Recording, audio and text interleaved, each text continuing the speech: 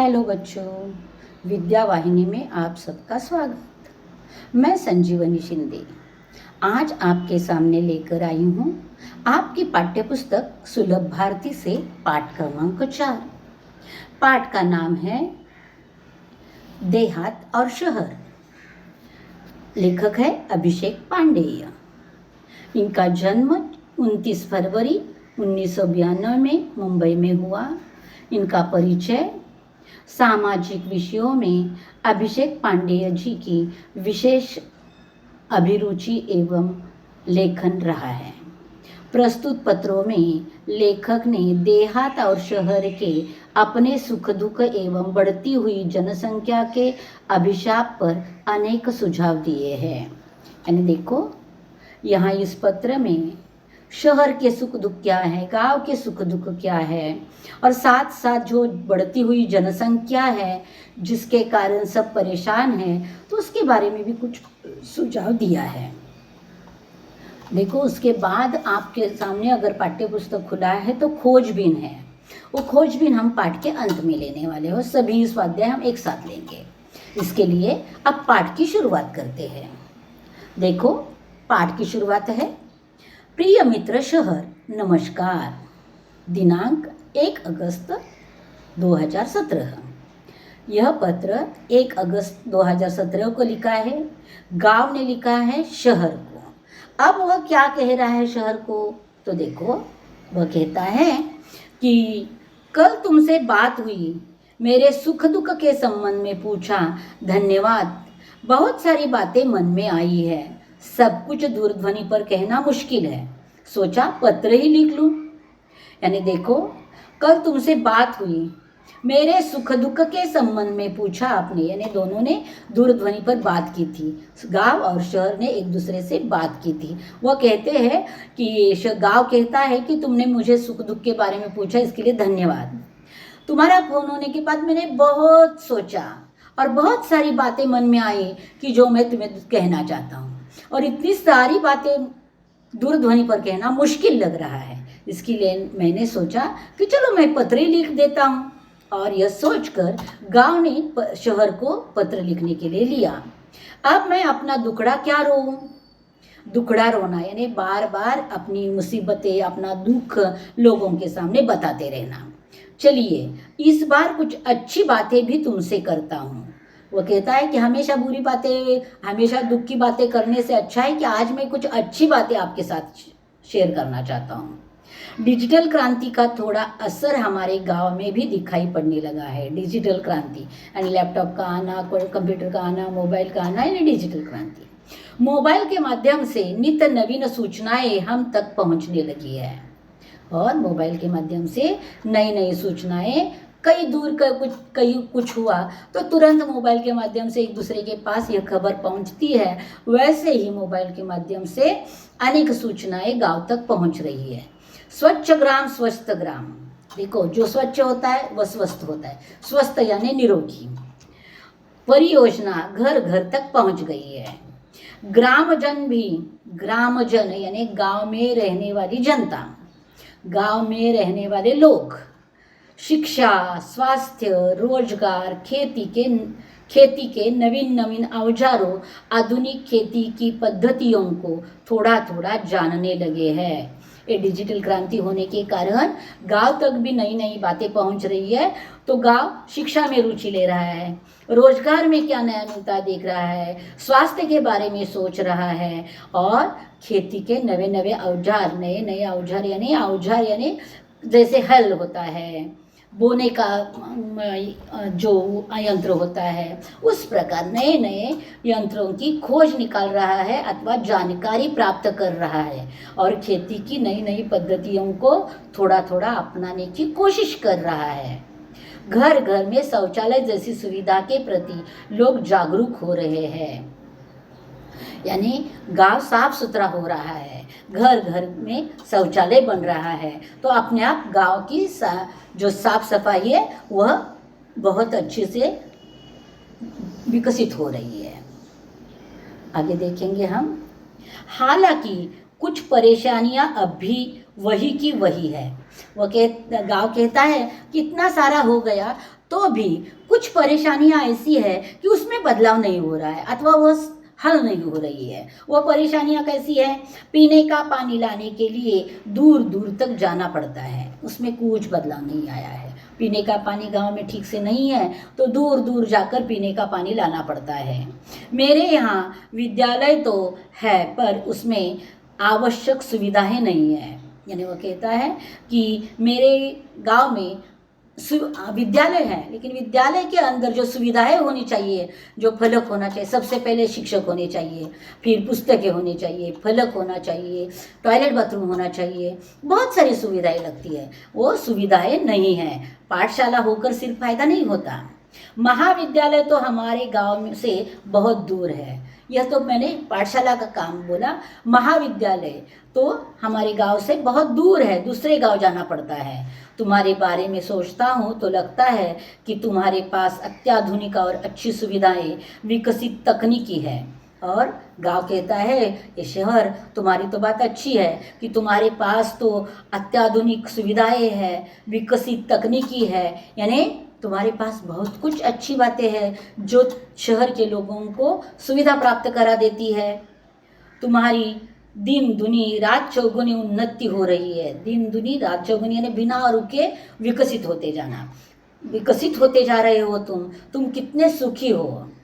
यातायात के आधुनिक साधन, यानी वो कहता है कि तुम्हारे पास यातायात के आधुनिक साधन है। यातायात के यानी आने जाने के लिए जो उपयोग में लाया जाता है, वह जो भी वाहन है वह बैलगाड़ी से लेकर हवाई जहाज तक सब कुछ यातायात के साधनों में आता है। तो वो कहता है कि यातायात के आधुनिक साधन, पक्की चौड़ी सड़कें, बड़े बड़े शॉपिंग मॉल और 24 घंटे बिजली की सुविधा तुम्हारे शान में 4 चांद लगा देती है। 4 चांद लगाना यानी सौंदर्य बढ़ाना। वो कहते हैं कि शहर में तो क्या क्या है, बड़े बड़े चौड़े रास्ते हैं, फिर शॉपिंग मॉल है, फिर 24 घंटे बिजली की सुविधा है। इसके कारण तुम्हारा तो सौंदर्य बढ़ता ही जा रहा है, बढ़ता ही जा रहा है। कभी कभी मन बहुत उदास हो जाता है। उदास होना है नहीं, निराश होना, बहुत निराश होता है। क्यों निराश होता है? उसके कारण वो आगे देता है। एक जमाना था जब मेरे यहाँ बहुत खुशहाली थी। एक ज़माना ऐसा था कि मेरे यहाँ बहुत खुशहाली रहती थी और चारों तरफ हरियाली थी, पर अब पहले जैसी रौनक नहीं रही।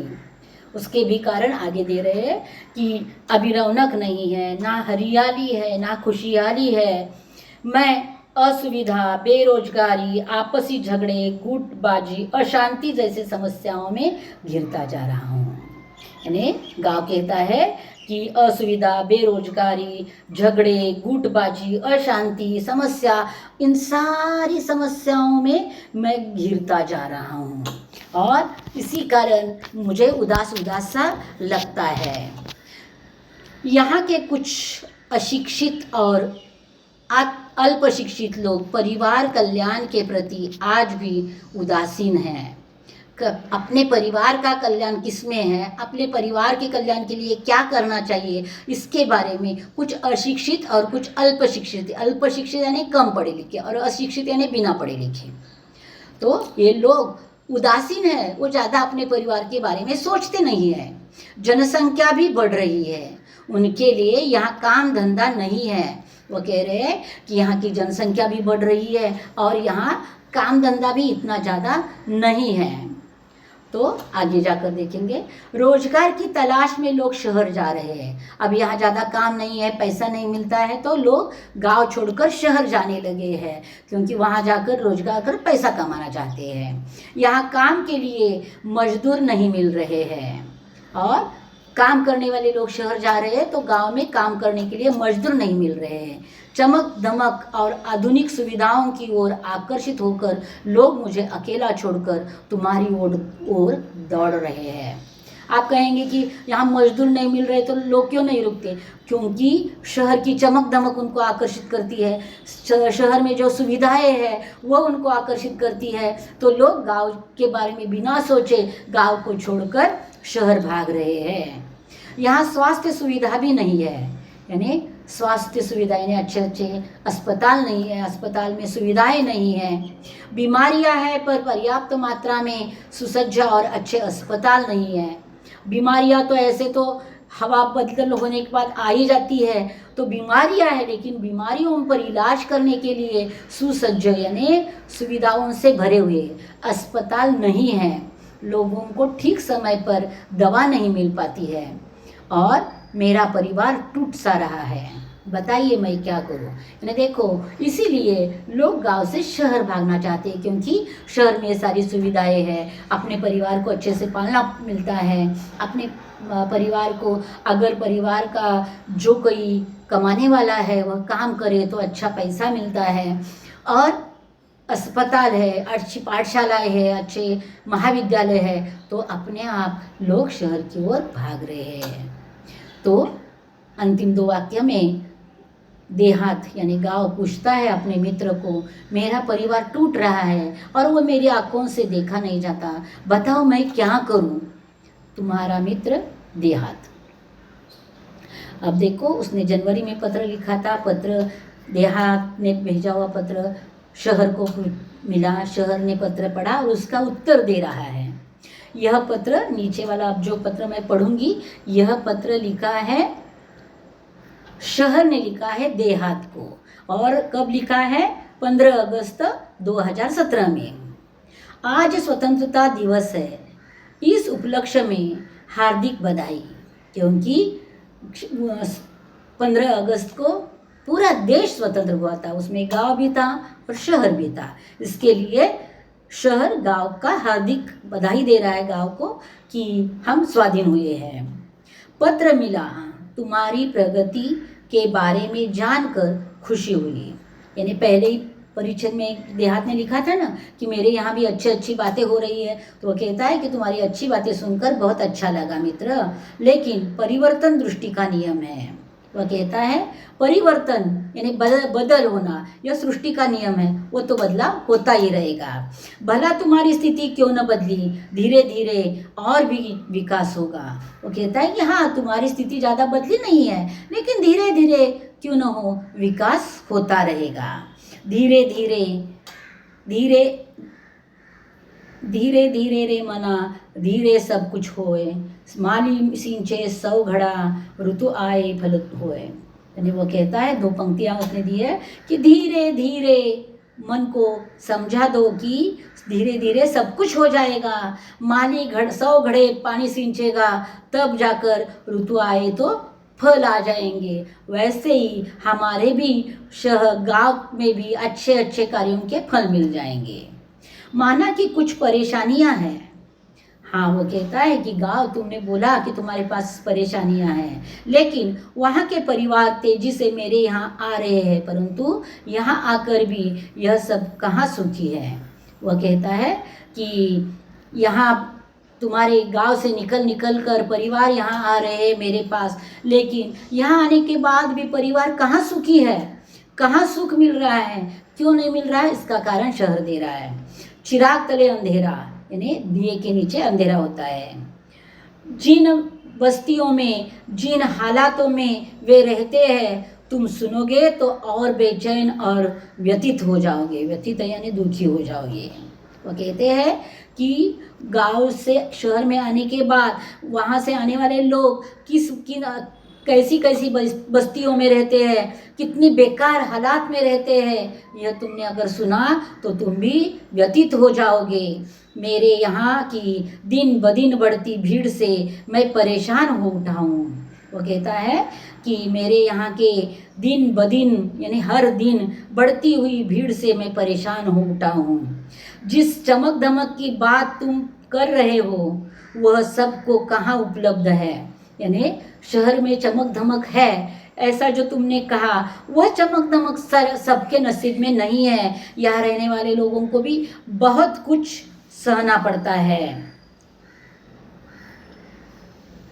चमक धमक कहाँ हो, वह सबको कहाँ उपलब्ध है। तुम्हारे यहाँ से जो यहाँ आते हैं कई बार बाद में पछताते भी हैं। यानी शहर, गांव से शहर आने के बाद, यहाँ आने के बाद पछताते हैं, लेकिन गांव का सब कुछ छोड़कर आने के बाद तुरंत वापस भी जा नहीं सकते हैं, तो पश्चाताप करना पड़ता है उनको। मैं चाहता हूँ कि तुम अपने लोगों को समय रहते अपना महत्व समझाओ। यानी समय मिले वैसे वैसे आप अपने लोगों को थोड़ा महत्व समझा दो, तो लोगों को समझ में आएगा, लोग वहाँ रुकने की सोचेंगे। छोटा परिवार सुखी परिवार की बात अब उनकी समझ में आ पानी चाहिए, और ये बात सबसे बड़ी है कि छोटा परिवार सुखी परिवार, यह अगर उनके ध्यान में आया तो जरूर और जरूर जनसंख्या पर अटकाव रहेगा, और जनसंख्या पर अटका रहेगा तो बहुत कुछ समस्याएं हल हो जाएगी। तुम मुझे बुराइयों से दूर रखकर विभिन्न व्यावसायिक कौशल्यों, कंप्यूटर संबंधी जानकारी विकसित करने की तरफ ध्यान दो। और वह कहता है कि बुराइयों को दूर रखना, उसके बारे में ज़्यादा सोचना नहीं है। जो व्यावसायिक शैलियाँ है, कंप्यूटर, ये जो डिजिटल क्रांति है, उसकी ओर ध्यान दे दो। वह अगर उसमें अगर बदलाव आ गया तो अपने आप लोगों की रुचि बढ़ेगी और लोग शहर आना छोड़कर गांव में ही रहना पसंद करेंगे। तो वो कहते हैं कि खेल तो ग्रामीण जीवन की आत्मा है, और उसे और विकसित करो तो लोग, बच्चे वहाँ खेलने के लिए रहेंगे। बच्चों की रग रग में रचा बसा है, खेल बच्चों की रग रग में बसा है। दौड़ना, तैरना, पेड़ों पर चढ़ना, उतरना, वहाँ के बच्चों के रग रग में, यानी खून में ही बसा हुआ है। तो ये सारे वो इतने आसानी से कर पाते हैं। आज कितने विख्यात खिलाड़ी गांव से ही आगे बढ़े हैं, यानी कितने विख्यात खिलाड़ी हैं जो गांव से ही आगे बढ़े हैं और बहुत ऊंचाई तक पहुँचे हैं। उनको प्रोत्साहित करना तुम्हारी नैतिक जिम्मेदारी है, और गांव के बच्चों को इस मामले में प्रोत्साहित करना आपका कर्तव्य है।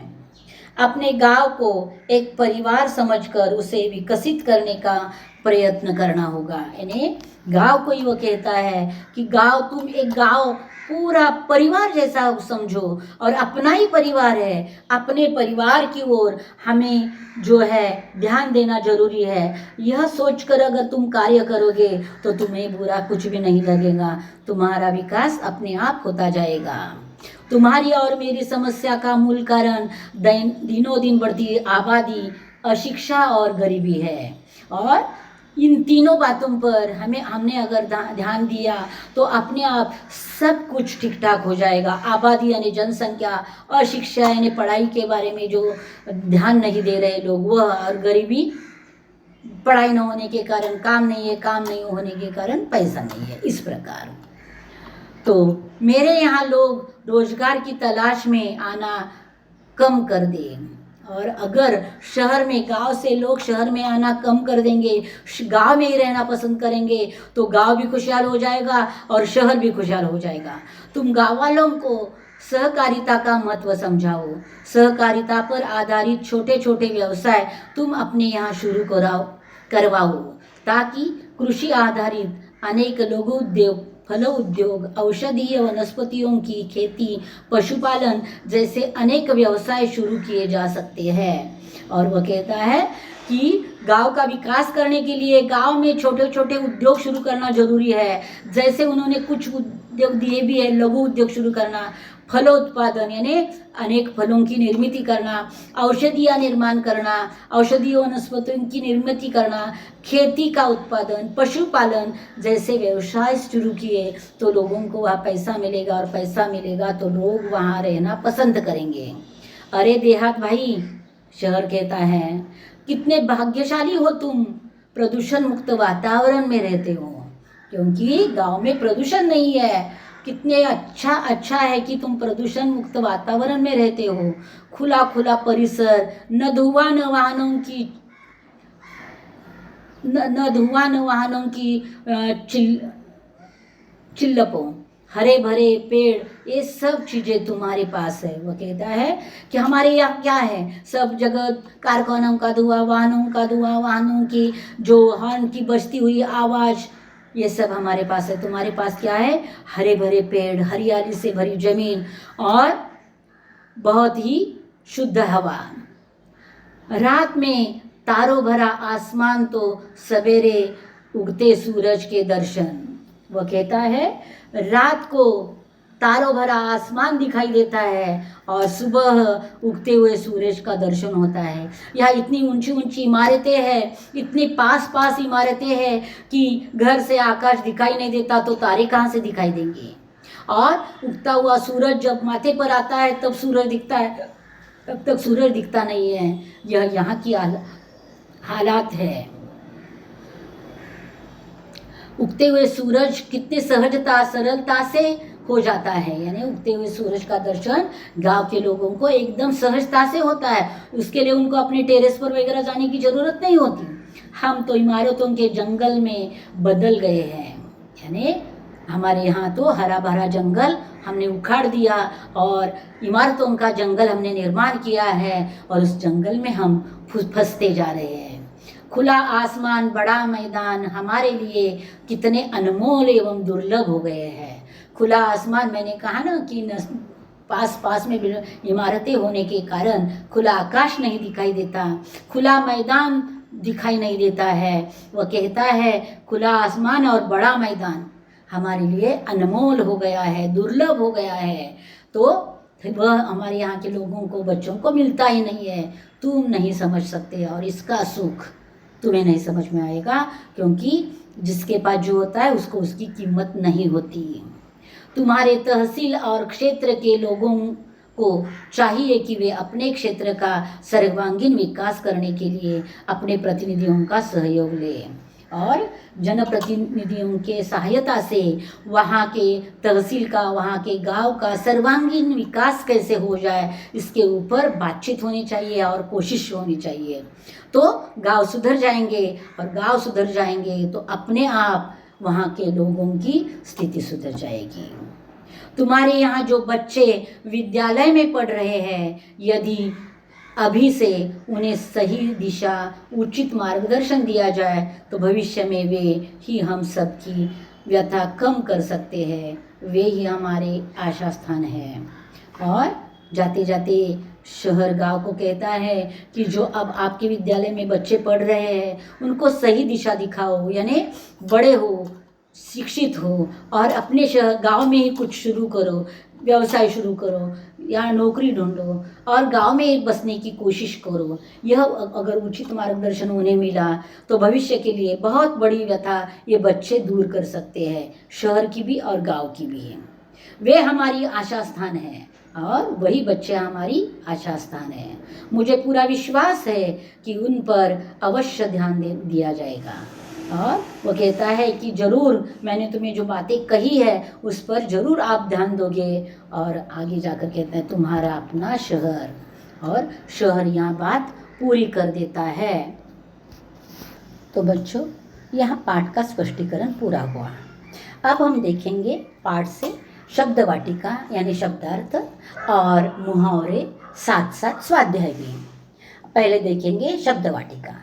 नए शब्द, साझा करना यानी बांटना, रौनक यानी चमक दमक, व्यथित यानी दुखी, विख्यात यानी बहुत प्रसिद्ध, आबादी यानी जनसंख्या, चिल्लप्पो यानी शोर। मुहावरे, दुखड़ा रोना, दुख सुनाना, दिन दुनी रात चौगुनी उन्नति, तेज गति से विकास, चार चांद लगाना, शोभा बढ़ाना, कहावत, चिराग तले अंधेरा, योग्य व्यक्ति के आसपास ही अयोग्यता। बच्चों, आपको प्रश्न पत्र में कहावत का अर्थ पूछा जाता है, जो यहाँ दिया है उसको याद करो, लेकिन मुहावरों का अर्थ लिखकर वाक्य में प्रयोग करना पड़ता है। तो यहाँ अर्थ दिया है, वाक्य बनाकर दे रही हूँ मैं। इन वाक्यों को भी अच्छी तरह से स्वच्छ सुंदर अक्षरों में लिख कर रखना। मुहावरा, पहले मुहावरे का अर्थ है किसी को आदत होती है हमेशा दुखड़ा रोने की। दादी माँ ने पोते को आशीष दिया, तू दिन दुना और रात चौगुना उन्नति कर। जन्मदिन के समारोह में आप मित्रों ने आकर चार चांद लगा दिए। ये हो गए मुहावरे। अब देखेंगे हम विलोम शब्द। विलोम शब्द यानी विरुद्धार्थी शब्द जो इस पाठ में आए हैं वही है। स्वच्छ अस्वच्छ, रोजगारी बेरोजगारी, सुविधा असुविधा, दुर्लभ सुलभ, कठिन सरल, सुख दुख, विकसित अविकसित, आशा निराशा, गरीबी अमीरी, शिक्षित अशिक्षित, शहर गांव, शांति अशांति। अब शब्द युग्म देखेंगे। इस पाठ में बहुत सारे शब्द युग्म आए हैं, इसके लिए मैंने दिए हैं, वह भी प्रश्न पत्र में पूछे जाते हैं। शब्द युग्म सुख दुख, नित नवीन, घर घर, थोड़ा थोड़ा, दूर दूर, बड़े बड़े, कभी कभी, काम धंधा, चमक दमक, धीरे धीरे, चढ़ना उतरना, रग रग, छोटे छोटे, खुला खुला, हरे भरे। ये शब्द युग्म हो गए। अब हम देखेंगे पाठ का स्वाध्याय। बताओ तो सही। हिंदी के विभिन्न बोलियों के नाम बताओ और उनसे संबंधित प्रदेशों के नाम लिखो।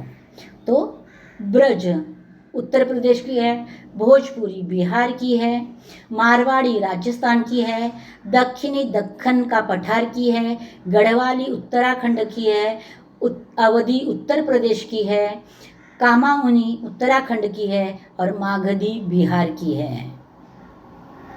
अब देखेंगे हम, यहाँ पूछा गया है कि यदि सार्वजनिक यातायात के साधन नहीं होते तो इन पर क्या प्रभाव पड़ता। यानी यातायात के साधन ना होते तो गांव पर क्या प्रभाव पड़ता, शहर पर क्या पड़ता, नगर पर, महानगर पर क्या पड़ता और देश पर क्या पड़ता। तो एक एक परिच्छेद में मैंने दिया है, ध्यान से पढ़ो और लिख कर रखो। मानव जीवन का विकास यातायात के साधनों पर निर्धारित है। इसमें यातायात साधनों में सार्वजनिक साधनों का ज़्यादा महत्व है। यातायात के साधन यानी एक जगह से दूसरी जगह जाने के लिए जो वाहन उपयोग में लाते हैं, वही पाठ पढ़ाते वक्त तो मैंने कहा था। तो गांव में क्या प्रभाव होगा इसका, वह देखेंगे पहले। गांव के विकास के लिए यातायात साधनों का ज़्यादा महत्व है।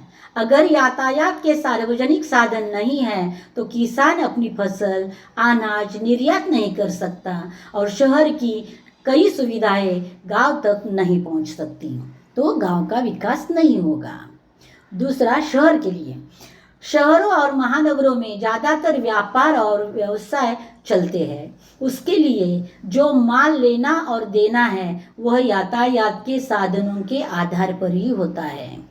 अगर यातायात के साधन नहीं है तो शहर का कारोबार रुक जाएगा।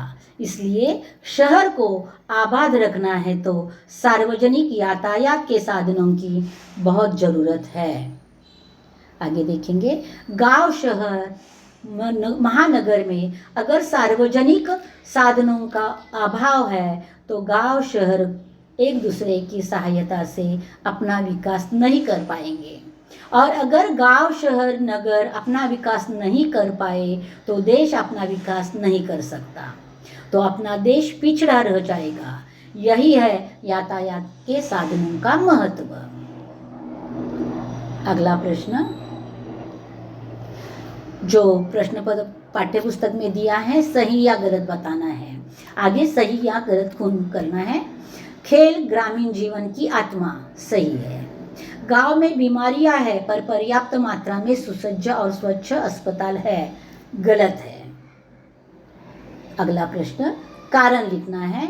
गांव में काम करने के लिए मजदूर नहीं मिल रहे हैं, तो इसका कारण यह है कि गांव के लोग रोजगार की तलाश में शहर जा रहे हैं, इसलिए गांव में काम करने के लिए मजदूर नहीं मिल रहे हैं। दूसरा कारण है शहर परेशान हो उठा है। किस कारण? शहर में दिन ब दिन बढ़ती भीड़ से शहर परेशान हो उठा है। अगला, गांव बहुत उदास होता जाता है क्योंकि असुविधा, बेरोजगारी, आपसी झगड़े, गुटबाजी और अशांति जैसी समस्याओं से गांव घिरता जा रहा है। इस कारण गांव बहुत उदास होता जाता है।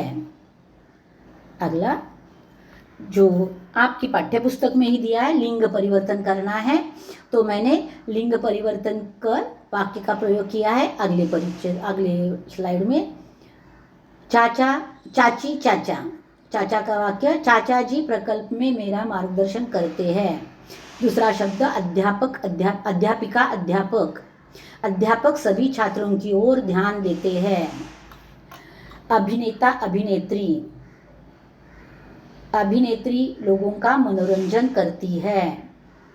अगला देखेंगे हम, गुड्डा गुड़िया गुड्डा, मेरे पास गुड़िया थी, पापा ने कल गुड्डा भी दे दिया। ऊंट ऊंटनी, ऊंटनी रेगिस्तान में रहती है। ससुर सांस, सांस घर की देखभाल करती है। अगला, हंसिनी हंस, हंस तालाब में तैरते हैं। सरोवर में तैरते हैं तो भी चलेगा। बालक बालिका, बालिका हमेशा चहकती रहती है। ये हो गए लिंग परिवर्तन। अब हम देखेंगे खोजबीन, जो मैंने कहा था पहले पन्ने पर है, हम बाद में देखेंगे। डाकघर से प्राप्त सेवाएं बताओ, संकेत स्थलों से अन्य सेवाएं ढूंढकर उनकी सूची बनाओ। तो सूची मैंने बना कर दी है, वह सेवाओं के नाम और वह कब ली जाती है। सेवाओं के नाम, पत्राचार, पत्र भेजना। पार्सल कुछ सामान के लिए। मनी ऑर्डर, पैसा भेजने के लिए। बचत योजना, भविष्य के लिए बचाना, पैसा बचाने के लिए। ये हो गया डाक। रजिस्टर पत्र, सामान पहुंचने की निश्चितता के लिए। टेलीग्राम, सूचना जल्दी भेजने के लिए। जीवन बीमा, भविष्य के लिए। विकास पत्र, भविष्य के लिए पैसा बचाने के लिए। स्पीड पोस्ट, पत्र जल्दी भेजने के लिए। ये सारी सुविधाएं डाकघर में मिलती है। यहाँ हमारा पाठ समाप्त होता है बच्चों। मैंने पाठ का हर हिस्सा समझा दिया है, और जो भी स्वमत है, जो भी जानकारी के लिए प्रश्न दिए गए हैं, उन सभी प्रश्नों के उत्तर मैंने यहाँ दिए हैं।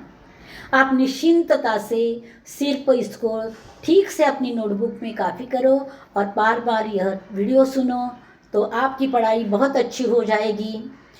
जल्दी हम मिलेंगे अगला पाठ लेकर। अगला पाठ है बंदर का धंधा, वह लेकर मैं आऊँगी। तब तक इंतज़ार में रहना। धन्यवाद बच्चों।